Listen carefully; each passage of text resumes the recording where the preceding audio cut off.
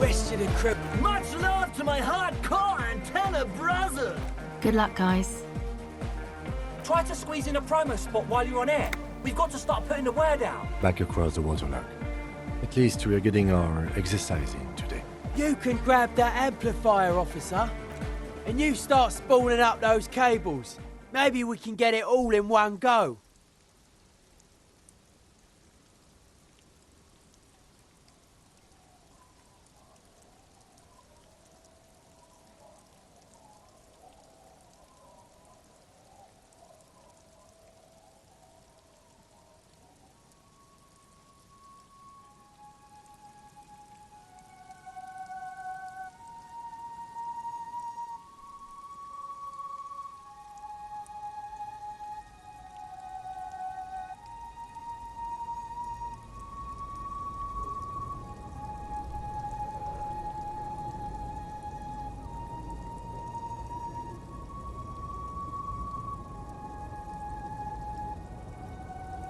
Just plug that in there, would ya? It's done.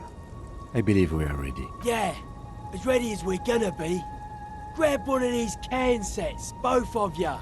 I've got it rigged so that we can all listen, but only your cop talk will broadcast. No idea what we're gonna hear when I turn this thing on, so be prepared for anything. Trick is to keep transmitting your request until the big bad acknowledges ya. You got that? Good. We're live in 2, 1... A soft rustling between your ears. That's your cue, lawman. You're all alone out there, wandering a blasted heath. Calling out to the night, the lieutenant looks up at you with a nervous glance. Nervous for who, though? You cannot say. Give it another go. Nein, Liebling. Unseren Jungen. Marianne. You can't make out a word of... Liebling, bitte. Er ist unser einziger... Keep trying. We'll get through these radio spookers eventually. Again. It's gone now. A slight frisson at the point where your neck meets your spine. I didn't say anything, Detective. Someone has been maintaining it. The wiring has been repaired. An uncomfortable silence falls over the connection. It's been a long winter. Long and cold. I promise you I didn't, even though it certainly sounds like me. So your partner's haunting himself, trying to warn him off his current path, most like. It's eerie for certain, but also harmless. I just wish I could remember what I was talking about. Natürlich halten ihn die Psychologen für vollkommen normal. You just have to embrace the spookiness. Now give it another go. But someone has been maintaining it. The wiring has been repaired. Dubois, please acknowledge. Liebling, bitte. The signals are getting increasingly mixed. Plucking Archer's signal from this will be like isolating a single strand from a tangle of hair. This isn't looking good. Don't know. If we can't get around the interference, we're in deep trouble. Says here, main step, volume to the max. My guess, you climb up the centaur, man. See if there's anything obviously interfering with them. Maybe you've got some technical law science. Someone has been maintaining it. No problem at all. You've already teleported up way greater heights. Come on, son. This isn't anything but a common high bar. Images of your body smashed against the pavement flood your mind. This is dangerous. You actually haven't, but you have proven that you are a relatively capable climber.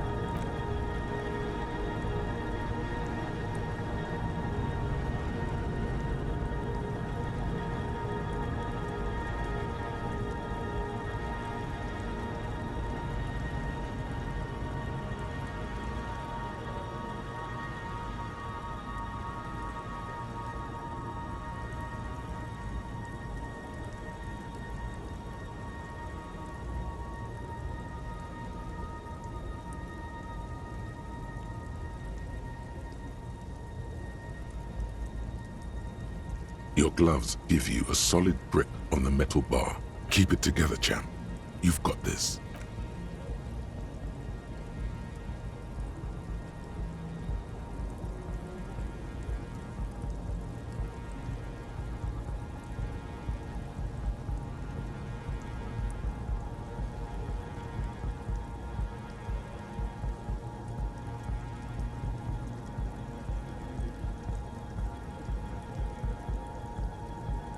And before you know it, you're safely perched atop the monument. Yes, you're a natural gymnast, detective. Now, would you like to do what you got up there to do? The connection itself is nothing more than a little braid of exposed wire wrapped about the hoof of the horse. A copper fetter it cannot slip. The whole monument is covered in a thin but durable layer of oil and grime. Well, what's it look like? That's not good. We should have cleaned the centaur man first. Hang on, I'm looking at Egg's checklist. He says, if all fails, bend antenna. Narrow is the hardcore way. That make any sense to you? Good question. Maybe he's saying we're casting too wide a net. Gotta narrow our receiving band so we pick up the big bad without the spookers. It says here, muscle style. Since you're already up there, I say you should do it. The speed freak is right. The responsibility is yours and yours alone. There's no turning back now. You are face to face with Philip III. The Bronze King looks toward the west. Something about his features seems bizarrely distorted. His imperious gaze leads you naturally to his outstretched hand, which, for some reason, strikes you as sadly empty. You can't help but feel that saber you picked up might just give this older king a little more panache and better reception. Come on. Kings and sabers are so played out. There's a better way. To your surprise, the saber's hilt fits quite snugly in the statue's hand. The king cuts quite the triumphal figure now. There is no way that is going to make any difference. Nah, every bit helps. We need this antenna to be as hardcore as humanly possible. This faithful steed is in nearly as poor a condition as its rider.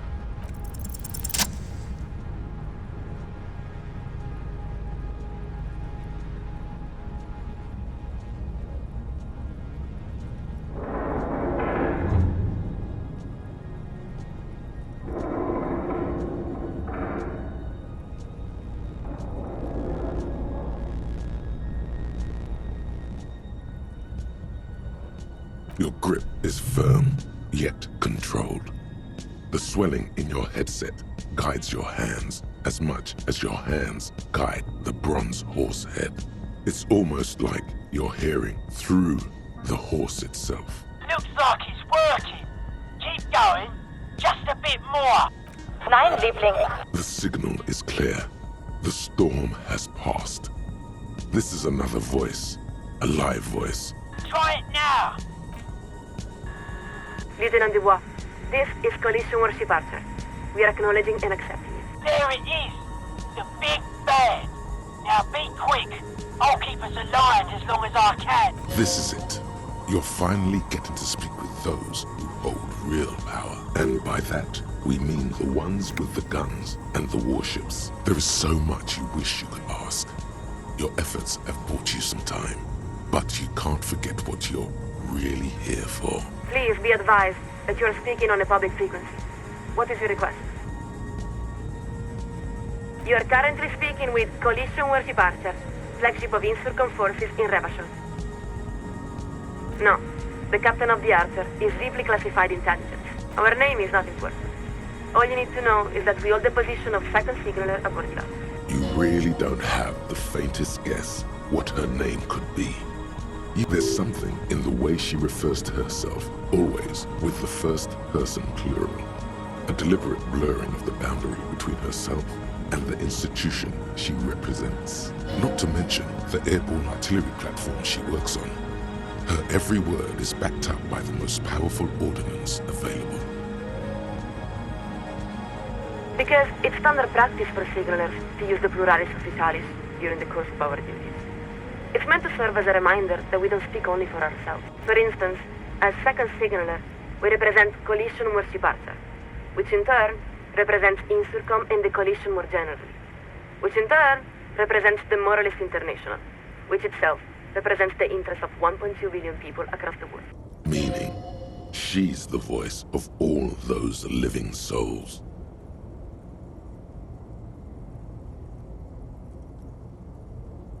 No, of course not. There are many nations outside the Moral Inter's umbrella. In Seoul, Samara, and elsewhere. At most, you might say the Moral Inter represents between a quarter and a third of humanity. Perhaps you could say that we represent the interest and hopes of a great many people. But you could say, just as easily, that we are the assistant to the secretary of a factotum. No more remarkable than the lowest cashier of a common fleet. It all depends on your perspective.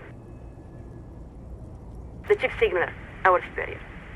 They are ultimately responsible for all communications aboard the Atter. But now, we've wandered quite far afield. What was your request? Acknowledged. To reach the committee, all you need to do is fill out the appropriate request form and submit it to the liaison for public affairs. If the liaison accepts your request, you will be invited to address the committee at their next quarterly public hearing. We believe the next hearing is scheduled for July. She's got to be jerking your chain, right? You can't wait that long. Not a problem.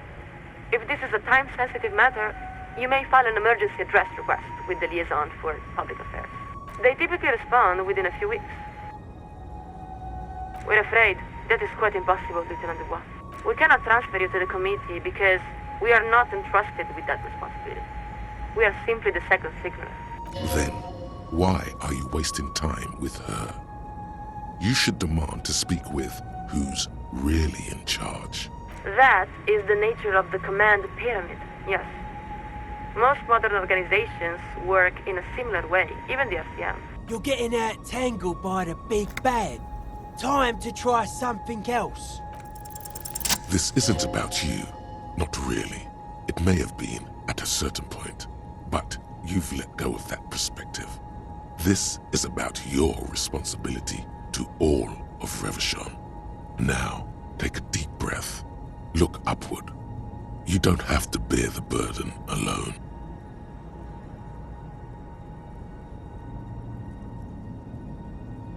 What?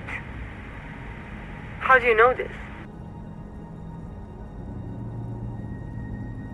Lieutenant Dubois, this is a very serious claim. Please describe the situation as succinctly as possible. We will forward your summary to the committee. There's papers rustling in the background. She's clearing her desk, preparing to take notes. There, you've wedged your foot in the door. Now, if you could show the Coalition how much they're needed, they'll have no choice but to intervene. Please continue. We're listening. Good God. Is there anything else the committee should know? Detective, before you answer that, I urge you to weigh your words extremely carefully.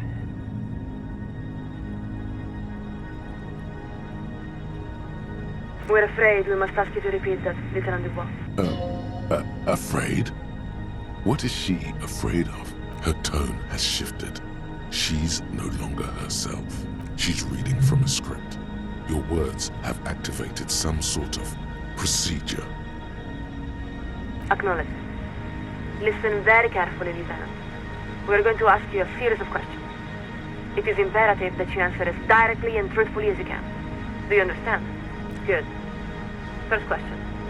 Are you currently in the vicinity of Surrey, the North Arcade Islands, or near Pale Offshore Platform Insula Indico? Very good. Next question.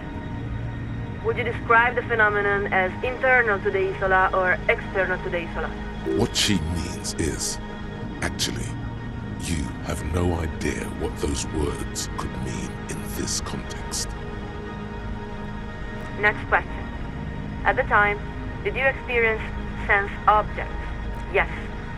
Examples may include sound, memory, light.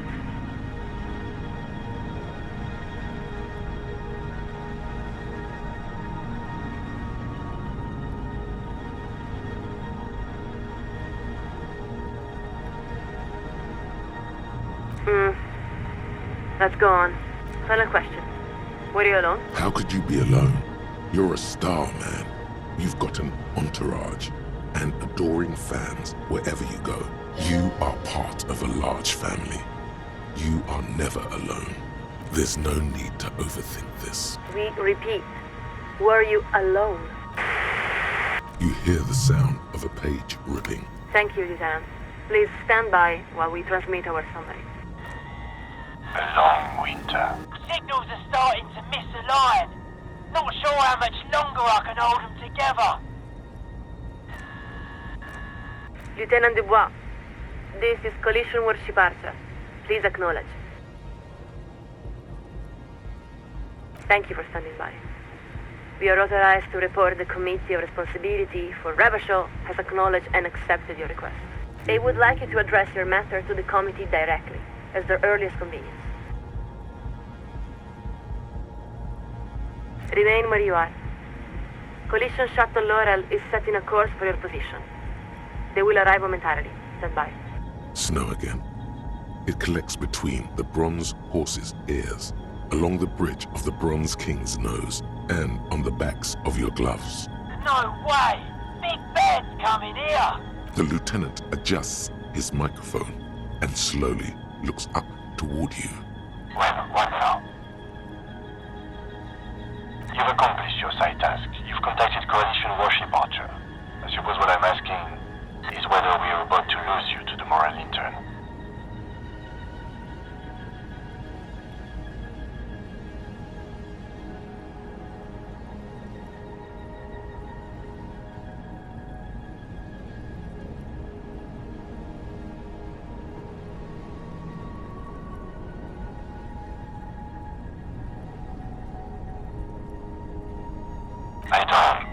What are you saying, Detective?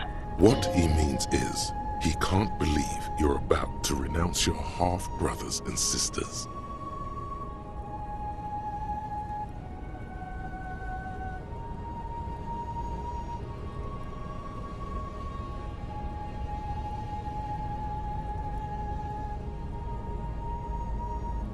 The lieutenant takes a moment to compose his thoughts. Detective, each of us has our part to play in the world. My part is to solve crimes. I am under no illusion that my role isn't a minor one in the scheme of things. But I embrace it because it's my role, and it's yours too, Detective, whether you accept it or not. The lieutenant's final words are nearly swallowed by the roar of the aerostatic's main rotors. Lieutenant Dubois, this is Collision Warship Archer. We have been instructed to inform you that the Laurel arrived at your position. Please acknowledge. No shit. How are they supposed to hear your acknowledgement over the thundering of their own rotors? Thank you. The Committee of Responsibility for Revachol has authorized us to offer you an immediate extraction. Do you accept?